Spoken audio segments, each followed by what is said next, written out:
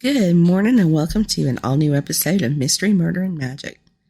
So tomorrow is winter solstice and I'm so excited that it'll finally officially be winter. And I hope it actually feels like winter here, even if it's just for the day. Saturday it was close to 80. And as Nick and I were out and about in downtown Newberry, we were seeing like people in shorts and t-shirts, and it was funny because they were like surrounded by like all these beautiful Christmas decorations. And then at my new favorite goodie shop, they were doing donuts with Santa. So it was just kind of funny to see people dressed for summer for a winter holiday. But anyway, speaking of that new favorite goodie shop, I have to give them a big shout out. The shop is named Layla's Place. Sorry about that. And it's located at 1300 Main Street in Newberry. We picked up a dozen of their homemade donuts today, or not today, but Saturday. And y'all, they were the best donuts that I've ever eaten, and I'm not just exaggerating. I've always loved Krispy Kreme, but now I'm like, Krispy who? Now, we got a mixed dozen and got 3 each of the original glazed, maple bacon, red velvet, and this holiday donut that had green icing and holiday colored sprinkles on it. I have to say that my favorite was the maple bacon, y'all. That is like next level yumminess is all I can say. Now, if you plan to check them out and you want to order some donuts or you want to buy some donuts, it's best to do it ahead of time, like order them online ahead of time so that you're sure to get them because they sell out pretty quick. And you can order them online at laylasplace.com, and you spell that LAILASPLACE.com. They also have other goodies like ice cream, cakes. They do these lunch specials. I hear that her chicken salad is really good there. And they have bunches of other stuff. Now, I promise this was not a paid endorsement. I don't have sponsors yet. But when I find something that good, I just have to share it with y'all. Now, there's quite a few celebrity birthdays this week. Today is Jonah Hill's 38th birthday, and I loved him in This Is the End. I think he was just hilarious in that movie. Tomorrow, on the 21st, it's Samuel L. Jackson's, Kiefer Sutherland's, and Ray Romano's birthdays. Jackson will be 73, Sutherland will be 55, and Romano will be 64 years old. Now, on the 22nd, it'll be Jordan Sparks, Diane Sawyer's, and Hector Elizondo's birthdays. The 23rd, we have Susan Lucci from All My Children. On Christmas Eve, it will be Ricky Martin's and Ryan Seacrest's birthdays. And Martin will be 50 years old. I knew we were around the same age, but I didn't realize that he's only a week older than me. I hope he has a very La Vida Loca day. I know that was cheesy, but anyway. And then on Christmas Day, there's birthdays for Sissy Spacek and Annie Lennox. And finally on December 26th, Jared Leto and Kit Harington will be celebrating birthdays. But sharing its birthday with Samuel L. Jackson, Kiefer Sutherland, and Ray Romano is Mystery, Murder, and Magic. We'll be celebrating our official 1 year on the podcast circuit tomorrow. And we're doing that with a bonus episode. And another birthday I should mention while we're talking about birthdays is that our little town celebrated its 130th birthday on Sunday. I didn't know that Whitmire was turning the big 130 until I was scrolling down my Facebook feed while I was at the laundromat. Now, that's kind of a big deal, and I'm surprised that nobody organized anything at all to celebrate it. Well, as you know, we've been talking about crimes that happened in the 1980s. The first week, we talked about the kidnapping and murder of Adam Walsh. And then the next episode was about Otis Toole and Henry Lee Lucas. Well, that brings us to this week. And today we're going to be talking about some scandals that happened way back then.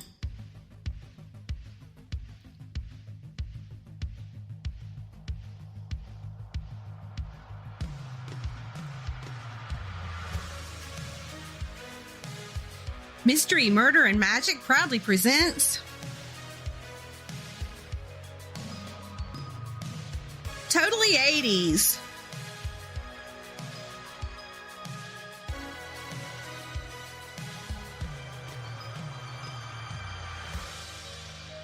And here's your totally rad host, Andrea Lee. Hey, y'all. So I thought, we'd tone it down a little from the gruesome murders we've been talking about on the first two episodes and talk about some scandals. I mean, who doesn't really love a good scandal? Now, I know some of y'all are probably too young to remember, but back in the day, there was a pop music duo named Milli Vanilli, and that duo was made up of Rob and Fab. They were a big deal for a while, and one of their biggest hits was a song called Girl, You Know It's True, and it came from an album with the same name. Now, that album actually went platinum 6 times, and it contained 5 top 10 hits, and that same year, they won a Grammy for Best New Artist. So, yeah, they were kind of an extremely big deal, but as quickly as they rose to stardom, their stars quickly fell from the sky. While they were performing at a concert in Connecticut in July of 1989, the music just randomly jammed, but they kept singing and dancing. And this wasn't just any concert, y'all. It was live on MTV. Didn't take the audience long to figure out that Rob and Fab had been lip-syncing all along. Well, like I said in previous episodes, news didn't travel quite as fast as it does now back in those days. So it took a little while for news to spread across America, and when it did, they became fair game for all the jokes and ridicule. And on top of that, they were stripped of that Grammy too, because they had never sang one single note of any of their songs. So how did this all come about?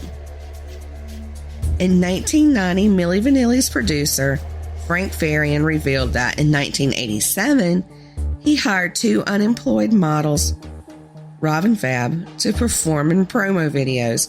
All they had to do was lip sync and dance to music that was already recorded by Charles Shaw, Brad Howell, and John Davis. And as a side note to this, John Davis passed away earlier this year from COVID-19. But after those promos were recorded, Farian decided to keep them on and make them famous. Everything was great for a little while, but when the music jammed at that one concert, their cover was blown and the shot had hit the fan. Charles Shaw actually revealed that he and the 2 others, who were the voices behind the pop duo, but it was later reported that Farian paid him $150,000 to shut up and retract his statement. Rob and Fab wanted to become real musicians after that and put all the mess behind them, but Farian was done, and he actually outed them for not being the real deal. Now, it wasn't over at that point, though. Fans of Milli Vanilli filed a class action lawsuit and won, getting refunds for any albums or concert tickets they had bought. And then it got even worse, okay? Because a man named David Clayton Thomas sued them for copyright infringement. So whatever happened to Rob and Fab? Well, they moved to LA and they signed a contract with the Joss Entertainment Group. In 1993, they released an album with them singing the lead vocals. Now, this album only sold around 2,000 albums because of poor publicity, and people were still upset over being duped by them. Sadly, in 1998, Rob was found dead from a suspected alcohol and prescription drug overdose in Frankfurt, Germany, in a hotel room. And he was only 32 years old. And Fab's life took on a more positive path. He's been a session musician, public speaker, and has wrote and performed his own music. Most recently, he's worked as a singer-songwriter, a DJ, and a KFC spokesperson in the Netherlands. Now, when this first happened, I could never imagine why the real singers would have agreed to let someone appear to have their voice. If I had that talent, I wouldn't want for somebody else to get credit for it. I still really don't understand that, but I suppose money talks or shuts you up.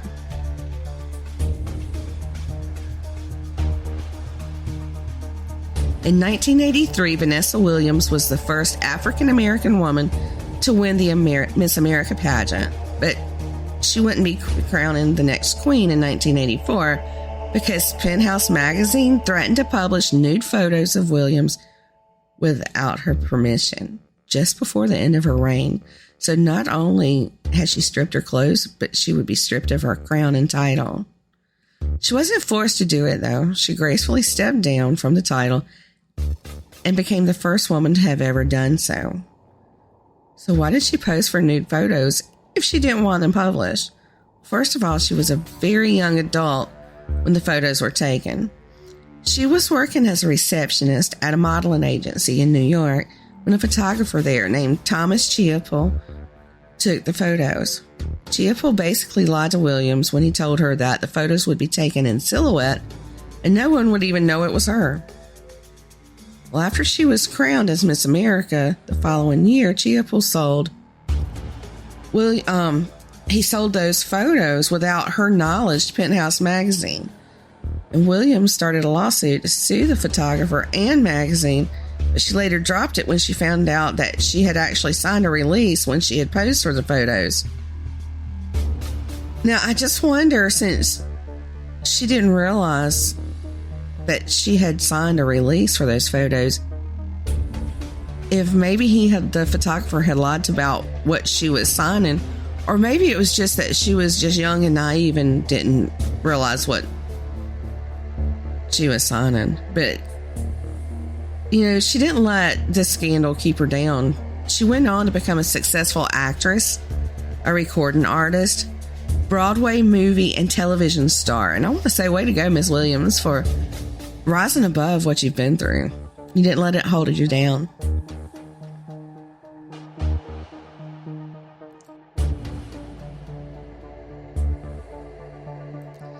Now, this next scandal is one I've never even heard of until I started researching for this episode. Back in the day, and really even still now, Ferris Bueller's Day Off was and is one of my most favorite movies. After filming the two leading stars of the movie, Matthew Broderick and Jennifer Grey, began secretly dating. Now, you remember Grey from Dirty Dancing, probably. But anyway, in 1987, the couple went on vacation in Northern Ireland, and when Broderick was driving, he crossed the center line, striking a car and killing both of the occupants of the car. Up until this point, Grey and Broderick, like I said, their dating was a secret. But as you can imagine, an accident of this caliber outed them as a couple. Broderick suffered a fractured leg, fractured ribs, a concussion, and a collapsed lung, and Grey suffered from a severe whiplash, and later she had to have surgery because she was at risk of becoming paralyzed. When Broderick spoke with police, he had no memory of the crash and told them, quote, "What I first remember is waking up in the hospital with a very strange feeling going on in my leg." Authorities charged him with causing death by dangerous driving, but later that charge was reduced to careless driving, and he was fined only $175. Well, as you can imagine, the victim's family was outraged, and they called it a travesty of justice. I swear I have never heard of that happening. I don't know what I was doing in 1987 to not heard about it, but I was like 15 years old, and in high school, I guess maybe it just wasn't published in my Tiger Beat or 17 magazines. I don't know.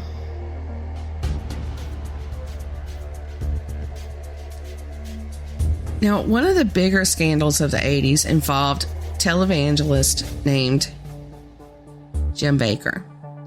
Soon after Bakker started his ministry, he achieved celebrity status and turned his church into an empire that included at least one hotel, campgrounds, and a water park. Well, sometime in the course of this, Bakker, who was a married man, began a sexual relationship with his secretary, Jessica Hahn. Soon that relationship spiraled out of control and took his ministry with it. Once all hell broke loose, Hahn accused Bakker of rape, and in turn, he paid her $270,000 for her to not talk. And because there was so much public interest in all of that, it led to an investigation by the FBI, and they found out that more than an extramarital affair was going on. And in all honesty, this ended up being 2 scandals in one. Now, as I mentioned, Baker was a married man, and he built his empire with his wife, Tammy Faye Baker. The two met while attending North Central Bible College in Minneapolis, and it wasn't long before the couple had married, dropped out of school, and followed their dream to create a ministry. The couple traveled with Jim preaching and Tammy Faye singing and playing the accordion. They got their first television gig in 1965 by doing a children's ministry puppet show program on Pat Robertson's CBN, and that's the Christian Broadcast Network. Now, Jim managed to convince Robertson that if that show was successful, he should also give him a chance with a late-night Christian talk show. That show would become known as the 700 Club. In the 1970s, the Bakers moved to Charlotte, North Carolina. And that's where Jim founded the PTL Satellite Network in 1974. And then in 1976, the PTL Club made its debut. It actually stayed on the air until 1987. And one thing that became popular from the show was something called prosperity gospel, and that's where Christian faith is equal to financial and material success. And their followers just ate that up and loved Jim and Tammy Faye so much. These people were sending in their life savings to Jim and Tammy because they were encouraging it on the TV show. And in return for the money they would send in, the Bakers would pray for them, they would give them their blessings, and promise them the prospect of becoming financially successful like them. Now, on the show, Jim would dress in these flashy suits, and Tammy Faye, let's talk about Tammy Faye for a minute. I just need to give y'all a mental image in case you're not familiar with the Bakers. Now, picture this tiny petite woman standing 4'11" tall. Her false eyelashes were as long as she was tall. Her makeup was as thick as cake batter. And when she would talk about pretty much anything, she would cry. And when she cried, she had these thick lines of black mascara and eyeliner running down her cheeks. And I'm sure those tears helped bring in those donations too. The Reverend Mel White, who was a ghostwriter for Jerry Falwell, described Tammy Faye as Martha Stewart, Dr. Joyce Brothers, and Carol Burnett all rolled into one. Now, behind the scenes, though, the Bakers' marriage was growing apart. Jim was spending most of his time working on what would become the Heritage Village, while Tammy Faye was left at home to tend to their 2 young kids. During that time, Tammy Faye said that intimacy was something rare between them. But in 1978, the Bakers used $200 million of PTL funds to build Heritage USA. They built this Christian theme park on 2,300 acres of land just outside of Charlotte and Fort Mill, South Carolina. It was billed as the most successful theme park, or the third most successful theme park as far as attendance, with an estimated 4.9 million visitors each year. They were really sitting on a multi-million-dollar empire, but in the 1980s, their lush way of living was starting to draw attention from the media, and it was not really good attention. Tammy Faye would be the first to tell anyone, and often she would do it on air, but she would say that shopping was the best therapy, and she even went so far as to say that she hoped that heaven was filled with shopping malls and credit cards had no limits. Well, as you can imagine, people were starting to wonder what their money they were sending into them was really being used for. Well, apparently Jim had been finding his own form of therapy on the side too, because it was revealed in 1987 that Jim had used $270,000 of PTL money to keep his secretary, Jessica Hahn, from telling the world about their sexual relationship. Jessica said that he had sexually assaulted her in Florida in a hotel room back in 1980 when she was only 21 years old. But Jim said that it was consensual. Now, my thoughts at that time, and really even now, is that he wouldn't need hush money, or he wouldn't have to give her hush money. And obviously she talked even after that payout, because we wouldn't be talking about any of this right now if it was consensual, right? Now, Jim spiraled down from his pedestal, was quick, and he took Tammy Faye with him because she was guilty just by association. Now, when Jim stepped down from his position at PTL, he handed it over to Jerry Falwell. And y'all can't see me, but I'm rolling my eyes because Jerry Falwell, he makes my skin crawl. But that's a story for another day. Now, soon after that, a story came out in the Charlotte Observer that PTL's finances were in shambles and on the brink of financial collapse. The organization was taking in $4.2 million a month, but they were spending nearly twice that. So the investigation into their lavish lifestyle and excessive spending went under criminal investigation.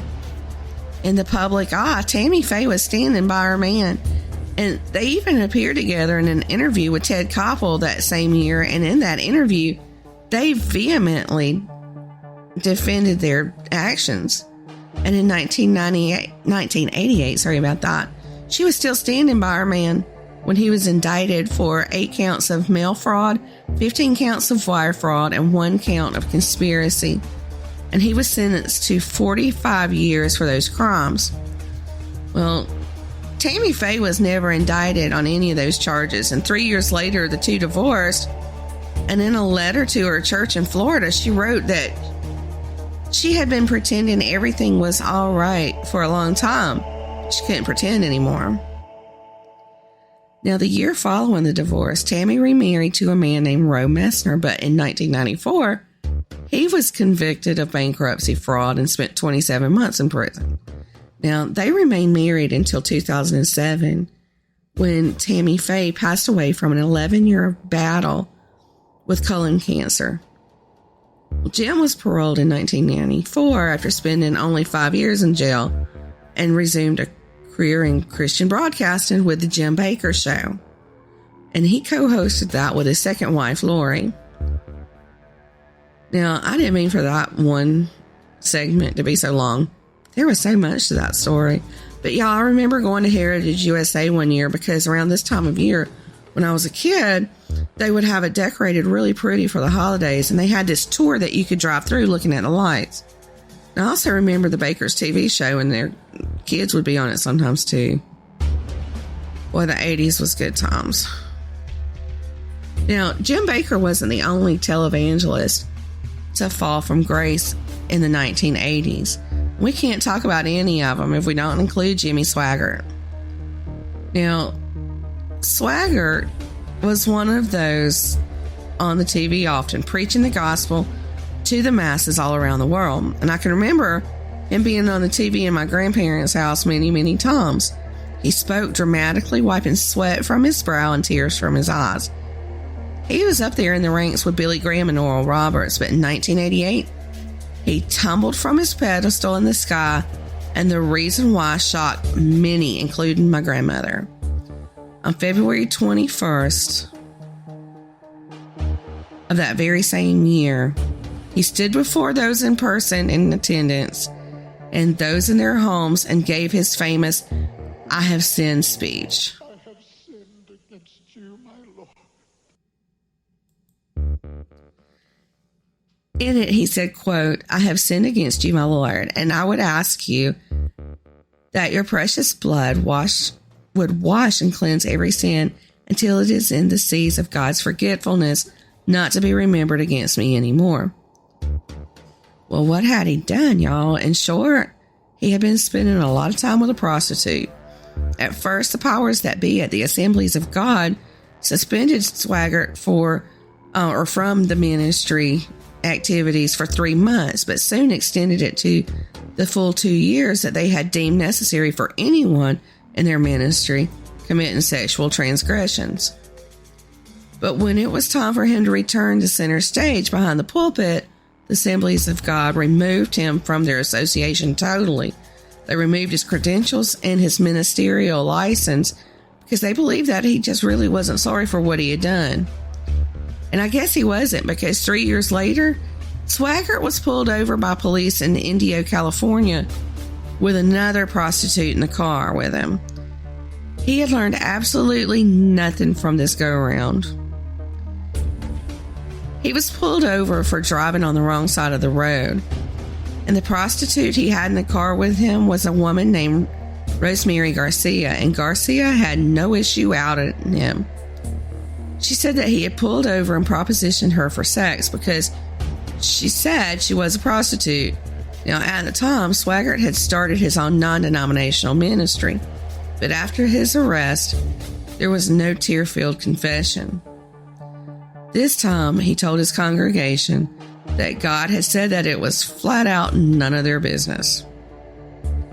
Then his son Donnie told the shocked audience that his dad would be stepping down temporarily from the position as head of Jimmy Swaggart Ministries for a time of counsel and healing.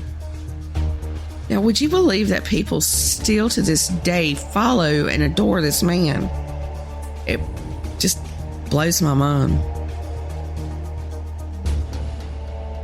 Now, moving from religion to sports now, to many baseball fans, Pete Rose was one of Major League Baseball's best players ever. He ranked up there with Babe Ruth and the like, but in 1989, his reputation, gosh, I can't talk, it's too early, y'all. His reputation quickly faded and he was tarnished. What would cause such a storied baseball hero to fall from grace? Well, I'll be glad to tell y'all. Word came out that he had been betting on the results of Cincinnati Reds games, and the kicker was he was a player and manager for that team. Everyone in the inner circle of baseball had known since the 1970s that Rose had a gambling addiction. Now, at first, he was only betting on football and horse races, but soon he included baseball in that, and not only was it baseball, it was his very own team. MLB Commissioner of Baseball, A. Bartlett Giamatti, hired a lawyer named John Dowd to lead the investigation into the allegations. Dowd put together hundreds of hours of evidence from many sources who talked about the history of Rose's gambling on the Red games while he was a manager and player. And Rose was just adamant about his innocence, but then he took a settlement that included a lifetime ban from the sport of baseball. And in 2004, Rose published a book entitled My Prison Without Bars, and in that book, he finally admitted to gambling on the Reds games and added that he had always bet on them to win. Now, along with a lifetime ban, he's also ineligible for the Hall of Fame.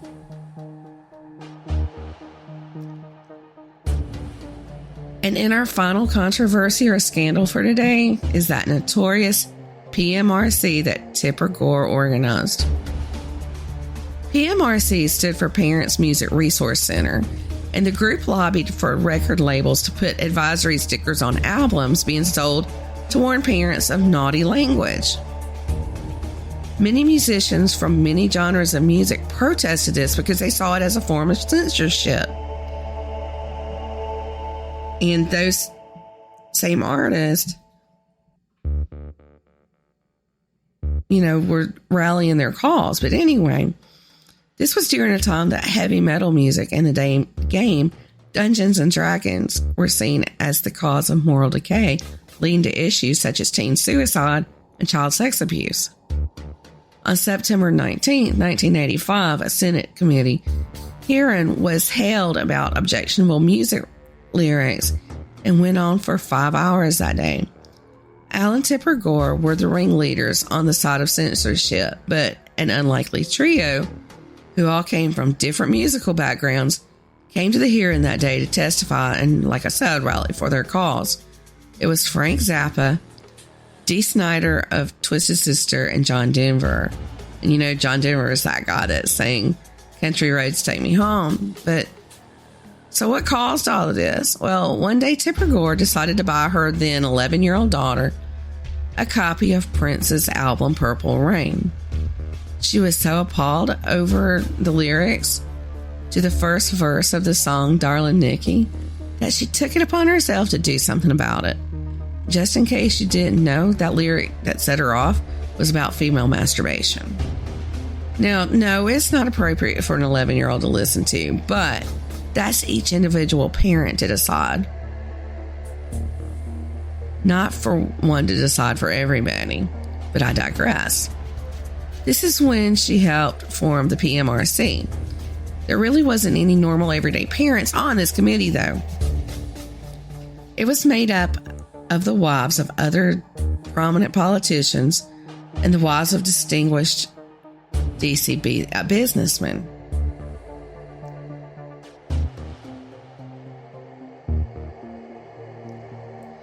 Now, Tipper Gore even wrote a book championing her cause entitled Raising PG Kids in an X-Rated Society. And the opening sentence of that book emphasized just how clueless she really was. She mentioned as a kid listening to and loving rock and roll music, but something had happened since the days of Twist and Shout, and she was referring to the hit song by the Isley Brothers. I guess she didn't know that Twist and Shout was a reference to sex. Yeah, sex. Now, the Pmrc repeatedly stated that their cause wasn't about censorship, and they were just trying to help parents make a decision about which music they let their kids listen to. And to help parents out, they created their list that they called the Filthy 15, and it included AC/DC, Motley Crue, Def Leppard, Cyndi Lauper, and Sheena Easton. And the Pmrc made their case at the Senate hearings, and then the defense presented their case. First to speak was Frank Zappa. When he started his testimony, he was interrupted by two senators, but when he was finally allowed to speak again, he said, quote, "The Pmrc proposal is an ill-conceived piece of nonsense which fails to deliver any real benefits to children, infringes the civil liberties of people who are not children, and promises to keep the courts busy for years dealing with the interpretation and enforcement problems inherent in the proposal's design. It is my understanding that in law, First Amendment issues are decided with a preference for the least restrictive alternative. In this context, the Pmrc's demands are the equivalent of treating dandruff with decapitation." The senators were unimpressed by his speech, and they even called him boorish. Now, John Denver was next to take the stand. Denver stated that he opposed censorship and that a government-policed record labeling system would approach that very thing. He spoke on his own experiences with relationship. His big hit, Rocky Mountain High, was banned by some radio stations because they felt that the word high referred to drugs, but it absolutely made no reference in the song to drugs. But the best testimony, in my opinion, came from Dee Snider. I mean, here we have this long-haired rock star who wears makeup in rock videos, but when he addresses the Senate committee that day, mouths drop. His opening statement included the facts that he's a married father, a Christian, and neither drinks nor does drugs. He addressed Tipper Gore and her assumption of what the lyrics meant for his song Under the Knife. Now, the Pmrc thought that the lyrics were about sadomasochism, bondage, and rape, but the song's writer says that the lyrics are about the fear of surgery. Just that simple. Snyder stated the beauty of literature, poetry, and music is that they leave room for the audience to put its own imagination, experience, and dreams into the words. And then went on to say that the quote, supposedly well-informed adults that were members of the Pmrc had completely and unfairly misinterpreted the lyrics. There is no authority who has the right or the necessary insight to make these judgments. Not myself, not the federal government, not some recording industry committee, not the PTA, not the RIAA, and certainly not the Pmrc, Snyder said. Now, if ever there was a mic drop moment, y'all, that was it.